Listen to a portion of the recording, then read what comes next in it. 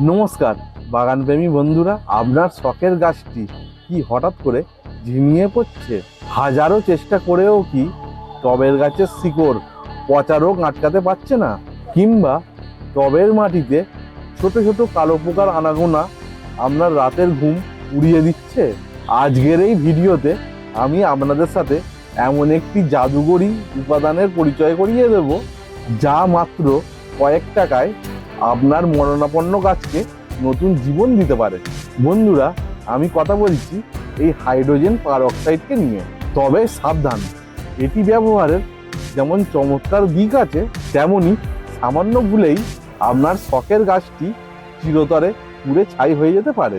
নমস্কার বন্ধুরা, আমি সতীশ, কালীমাতা কৃষি ভান্ডারের নতুন আরেকটি ভিডিওতে আপনাদের সকলকে স্বাগত। বন্ধুরা, আপনাদের মনে প্রশ্ন আসতেই পারে, ফার্মেসির এই লিকুইড গাছে কিভাবে কাজ করে?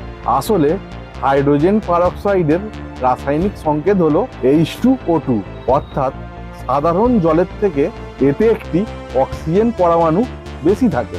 যখন এটি আমরা গাছের মাটিতে প্রয়োগ করি, তখন এটি ভেঙে প্রচুর পরিমাণে খাঁটি অক্সিজেন মুক্ত করে। সহজ ভাষায় বলতে গেলে এটি গাছের শিকড়কে মরে যাওয়ার হাত থেকে বাঁচায়, মাটিকে হালকা করে এবং মাটিতে লুকিয়ে থাকা ক্ষতিকর ব্যাকটেরিয়া ও ফাঙ্গাসকে একদম গোড়া থেকে ধ্বংস করে দেয়।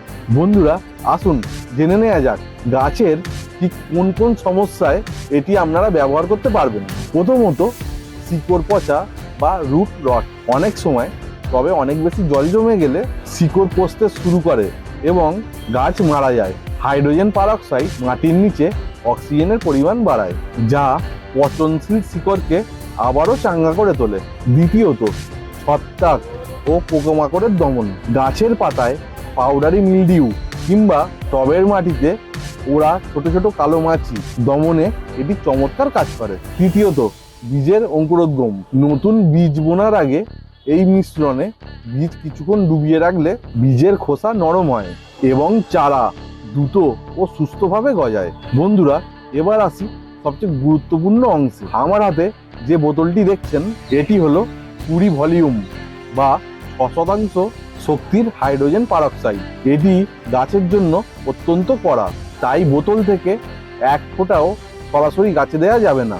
আমাদের এটিকে জল দিয়ে পাতলা করে নিতে হবে। মাটি ভিজানো বা শিকড়ের যত্নের জন্য 1 লিটার জলে 10 ml এবং পাতায় স্প্রে করার জন্য 1 লিটার জলে 5 ml যথেষ্ট। যেহেতু পাতা খুব নরম হয়, তাই পরিমাণটা কমাতে হবে। বন্ধুরা, উপকার আছে বলেই এটা কিন্তু প্রতিদিন গাছে ঢালা যাবে না। কিছু বিষয়ে সতর্কতা অবলম্বন করবেন, যেমন সরাসরি কড়া রোদের মধ্যে এটি স্প্রে করবেন না। বন্ধুরা, এটি কিন্তু গাছের কোনো নিয়মিত খাবার বা সার নয়, তাই এটি প্রতিদিন দেওয়া যাবে না। গাছের কোনো সমস্যা দেখা দিলে মাসে একবার এটি ব্যবহার করবেন, কারণ অতিরিক্ত ব্যবহারে মাটির উপকারী ব্যাকটেরিয়াগুলি মারা যেতে পারে। তাহলে বন্ধুরা, দেরি কেন? আপনার ঝিমিয়ে পড়া গাছের চিকিৎসায় আজই এটি সঠিক নিয়মে ব্যবহার করে দেখতে পারেন। আজকের এই তথ্যটি আপনাদের কেমন লাগলো নিচে কমেন্ট করে অবশ্যই জানাবেন। ভিডিওটি ভালো লাগলে একটা লাইক দেবেন এবং আপনার বাগানপ্রেমী বন্ধুদের সাথে ভিডিওটি শেয়ার করতে ভুলবেন না। দেখা হবে পরবর্তী অন্য কোনো ইনফরমেটিভ ভিডিওতে। ততক্ষণ সুস্থ থাকুন, সবুজের সাথে থাকুন। ধন্যবাদ।